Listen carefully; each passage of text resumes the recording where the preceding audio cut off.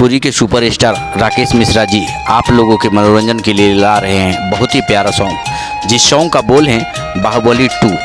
इस सॉन्ग में राकेश मिश्रा जी, उनके साथ शिल्पी राज जी का मधुर आवाज़ है।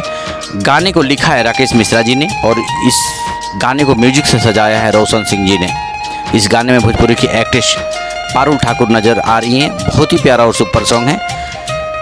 इस सॉन्ग को टी सीरीज हमारे भोजपुरी से कल सुबह रिलीज किया जाएगा। इसका टीजर आ चुका है, आप लोग टी सीरीज हमारे भोजपुरी पर जाकर टीजर का आनंद ले सकते हैं।